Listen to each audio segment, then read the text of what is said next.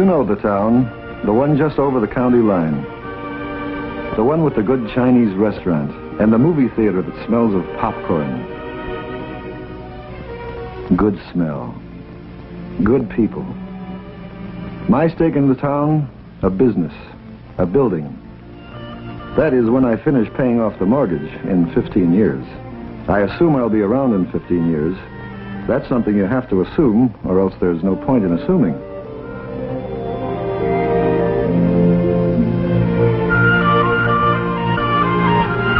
No one thinks about it much anymore. Too many crises, too many scares. So we push it to the back of our minds, where it waits, staring, bright-eyed, silent, more or less.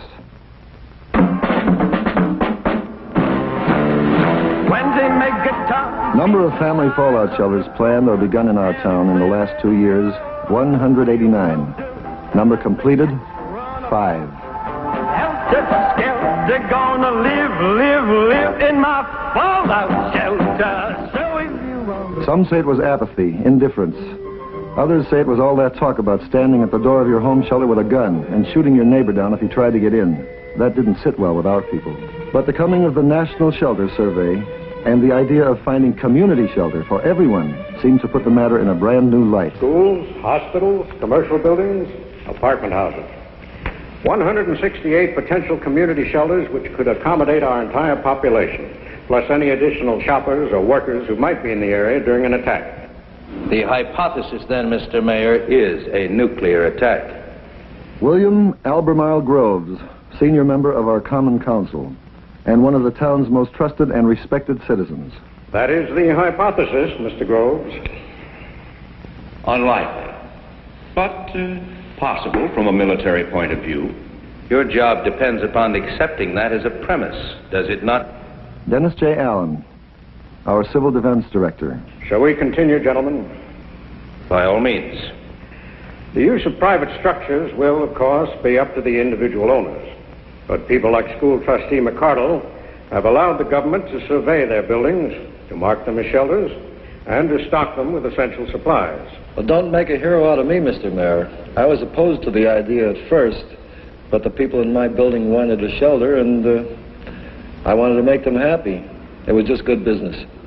Well, underneath it all, people like to know that there's somewhere to go if it happens. A bank, a store basement, a school.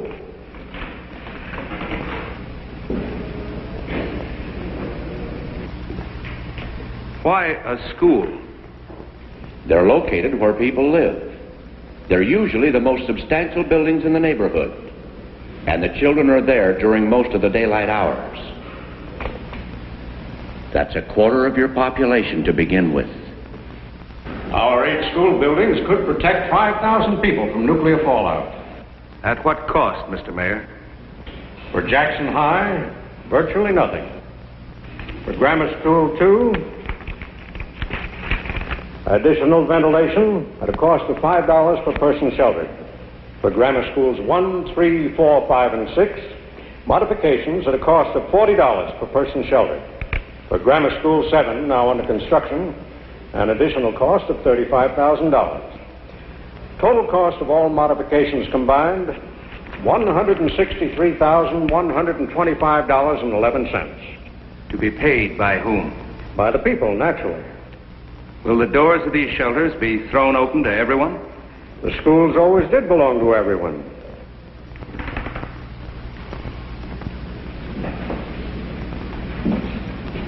Who's to pay for supplies for these shelters? All stocked by the federal government. Food, water, medicine, radiation measuring instruments. Yes. Who guards these supplies against vandalism? Who administers the shelters, conducts shelter drills, trains the people in medical aid and in the use of these radiological gadgets? Well, those things can be worked out. Or dropped entirely, Mr. Mayor. Not only is this not a matter for the schools, but in times like these, I can think of no more futile, negativistic approach than burrowing into the ground, and at these staggering costs. We can raise the money. And do without furniture, books, a cafeteria for Grammar School 2, more teachers for Grammar Schools 3 and 5, where we already have more than 40 pupils in a class. We want them to be 40 live pupils. I want them to be 40 live pupils, too. But I deny the issue is survival. Because for the first time in human affairs, to kill is to be killed, and to let live is to live. An uneasy balance, to be sure, but the beginnings of peace. Now, if we're going to spend our money, let's spend it bolstering peace. Best fallout protection we have. We all believe in working for peace, but that doesn't mean we can't take reasonable measures for defense. What is a reasonable defense against total destruction? Tell me what will be left for those people when they come up out of their holes. Shall we begin with life?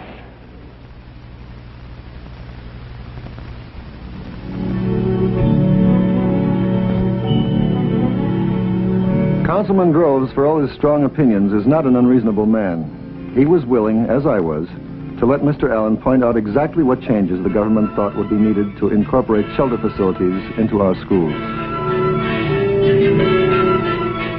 There was a lot of technical talk, Rankins, PSIs, protection factor 100. But it all came down to something simple, the ABCs of fallout protection.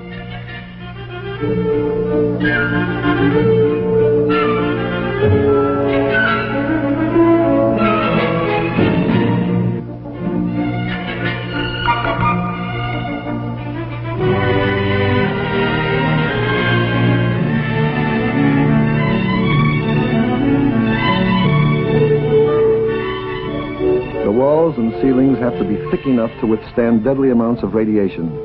And if they're not, you make them thicker. And when all is done and you're protected by thick basement walls, you have to breathe, which means a system of ventilation.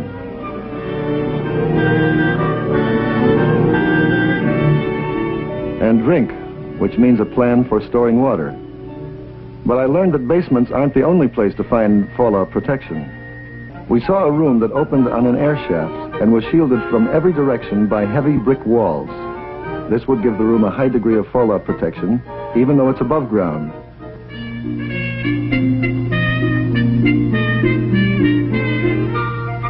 Rooms like this, and windowless rooms in the core of a building, can increase the shelter capacity quite a good deal. God grant they never have to be used.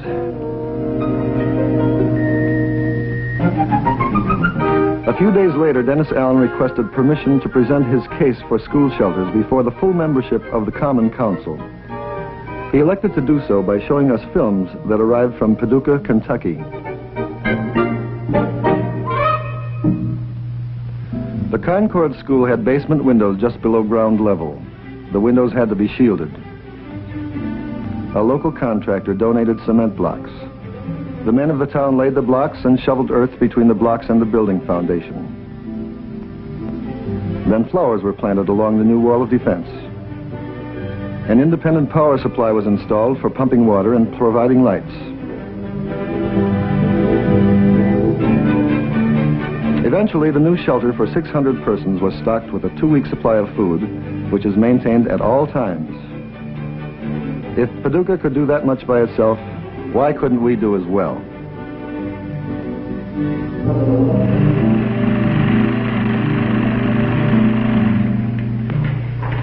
Well, gentlemen, what's your opinion?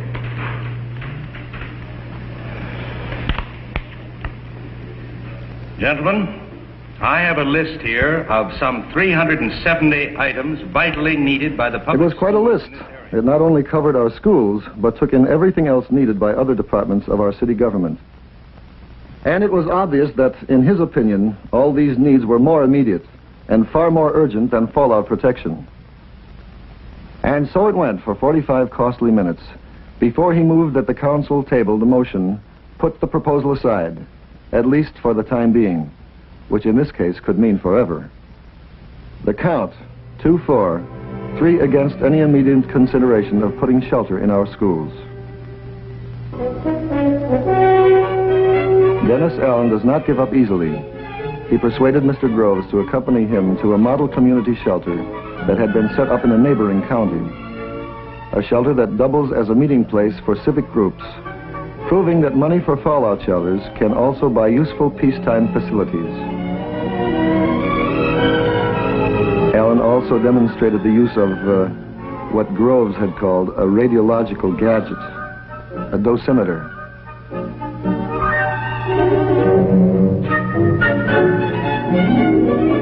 Then showed him the supplies provided by the federal government.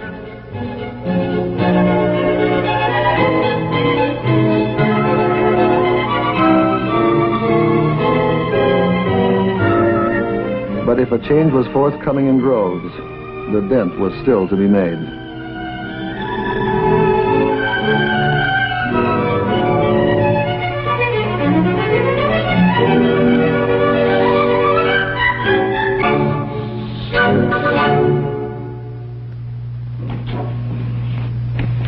Thank you.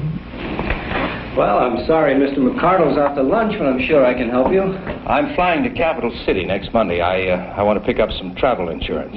Certainly. That's Monday the 22nd. Yes. Mm-hmm. Round trip ticket? Yes. Now, who do you want as a beneficiary on this?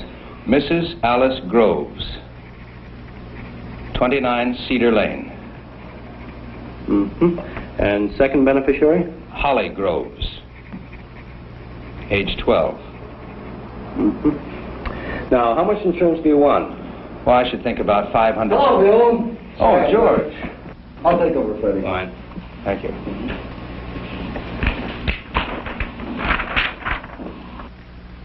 Travel insurance?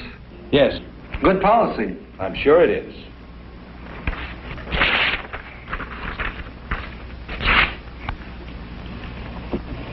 Why did you do that? Simple. I don't want you to waste your money. But you said it was a good policy. Do you realize what your chances are of being killed in an airplane crash? No. About 1 in 350,000. Practically negligible. People are killed. People are, that's true. But chances are not you with odds like that. I'm sure you can find better ways to spend your money. Well, George, I'm not doing this for myself. Yes, you mentioned your wife and child as beneficiaries. Don't they love you? Well, of course they do. How much? Very much. Well, then if you got killed, chances are they wouldn't even want to go on. Absurd. People have to go on. Even H-bomb survivors? All right. You've made your point, but my time is limited, so if you'll please get a new application. No. I wasn't fooling. I'm not going to sell you a policy. They sell them out at the airport, George, in machines. I only came here out of friendship. Show friendship to the people of this town. Give them some insurance. Did you know chickens and eggs are highly resistant to radiation? No. Very interesting. You're not thinking of building a shelter. Certainly not. You know my feelings on that subject. Yes. As if man could bury his head in the ground and hide from responsibility. Some people have different ideas of responsibility. Yes, I'm familiar with the wide variations that exist in that area. Mrs. Wakeman told me they're putting a shelter in her apartment house. If they want to build shelters in their homes, that's fine with me. But why a school, a place for enlightenment, should suddenly become a center for war preparations? I'll tell you why. If we had a shelter and something happened while Holly was in school, do you think I could stay in the shelter, not knowing what was happening to my child, whether or not she was protected? I would run to that school to be with her, and nobody could stop me, Bill. Nobody.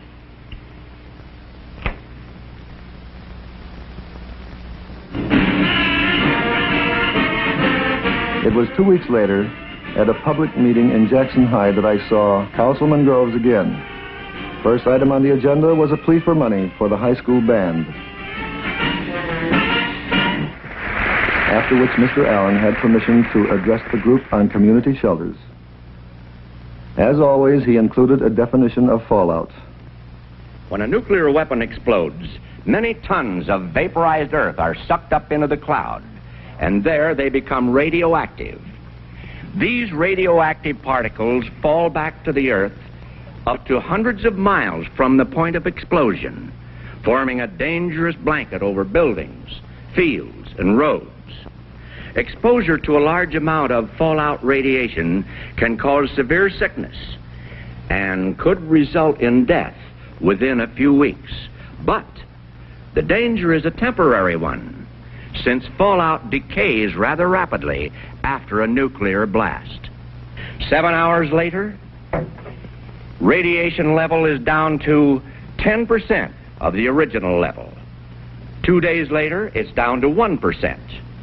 2 weeks later, down to 1/10%, which means that the first 2 weeks are the critical ones in which to be sheltered, assuming, of course, that you have survived the initial explosion. Question. Yes? How far do you have to be from the blast to live through it? Well, let's take a 20 megaton surface burst. You would have a good chance of surviving if you were more than 12 miles from the point of detonation, provided you knew what to do. Well, what do you do? A number of things.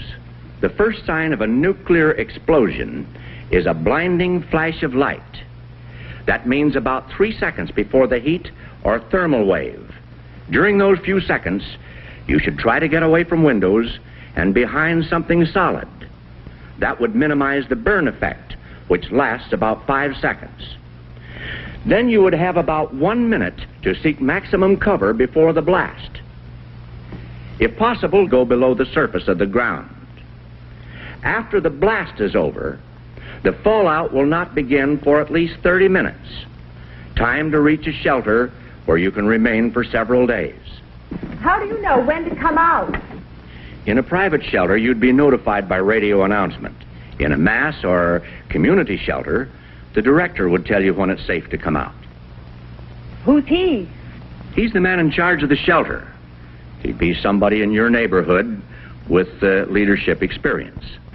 Suppose the director doesn't get to the shelter in time. There's a regular chain of succession. That's all worked out in advance by the community. What if I'm in one shelter and my husband's in another? Is there some way we could communicate? Are you sure he'd want to, Harriet?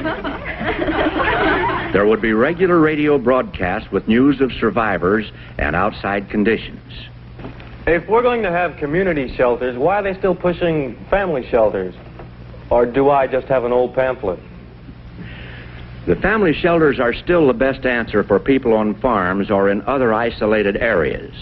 And if the people in the cities and towns want extra protection at home, we certainly don't discourage them. What happens when you come out of the shelter? Is there anything left outside? The fact that you've survived the initial blast will mean that a great deal remains outside. There'll be decontamination teams trained to clear necessary surface areas, such as stores where food supplies exist. Will the food be safe to eat? Most of it, yes. Canned foods and packaged foods are safe if the outside containers are washed. Fruits and vegetables can be eaten if they are washed and peeled. And meat that's been covered is fine if it hasn't been spoiled by lack of refrigeration. Can you drink the water outside? Water from most underground sources. Water that's been in pipes or tanks is fine. As for rivers and streams and lakes, normal flow and settling will get rid of most of the contamination within a few days. May I say a word, sir? Yes. I've been sitting here for 15 minutes listening to you, and I'm appalled that you would lull these people into a false sense of security. I wasn't aware of any lulling. Why, you gave me the impression that we would be safe in these so-called community shelters. Safe from fallout, yes. Is it not a fact that blast and fire are by far the most deadly of all thermonuclear effects? And that when the bomb hits, our homes will be pulverized? That would happen within a few miles of the burst, in a direct target area. I'm speaking of places where there are survivors. Do you mean to imply that we would not be a direct target area? I don't know whether we would or whether we wouldn't. Not a direct target area with our up-to-date chemical plant and our modern county airport only 2 miles away? I can tell you from reliable sources that the enemy wouldn't have enough weapons to hit every plant and every population center in the United States. And I say we're a prime target area, sir, and that nothing can save us. You're making a lot of assumptions, sir. I'd like to point out that... May I have your attention, please? Please, may I have your attention?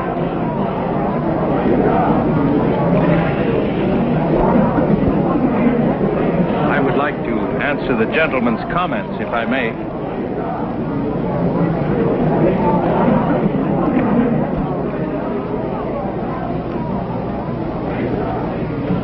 Sir, your remarks are familiar to me. I have thought them myself. I have felt them myself. The feeling of futility, of doom. And I have felt the opposite, too. The sureness that it could never happen. That it was much too horrible to happen. Then one day, I realized that these two apparently opposite views had much in common. Both led to complete inaction. Both allowed me the leisure of doing nothing of my unique predicament as a 20th century man. I had faced two possibilities: world peace and world destruction. I was notably reluctant to face the third,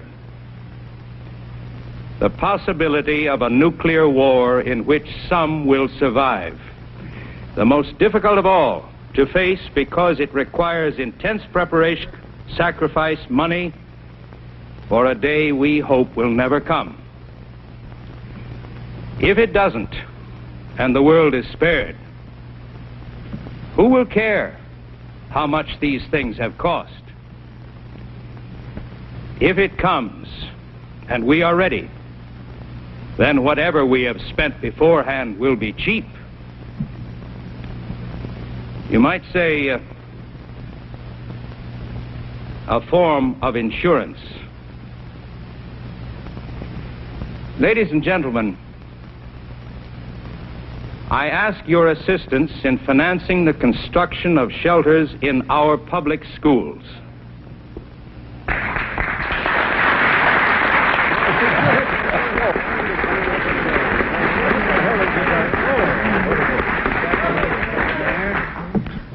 Tomorrow morning, I shall propose to the Common Council an ordinance by which the town corporation will share with those civic groups who wish to contribute the expenses of incorporating shelter facilities into our public schools. Chain reactions are easier to start than to stop. Within a few days, plans were drawn up for a shelter in Grammar School 2, a shelter that doubled as a badly needed cafeteria.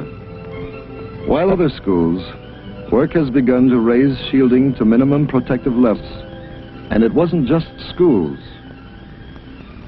It was many buildings, public and private. In some, much work remains to be done, and will be done, because people have started to care. Like these doctors and nurses who've begun to give self-care medical lectures to housewives and businessmen, vital knowledge for shelter living. And the radio hams who came forth with the skill and equipment needed for emergency broadcasts in case of attack. Community action, no telling where it'll end.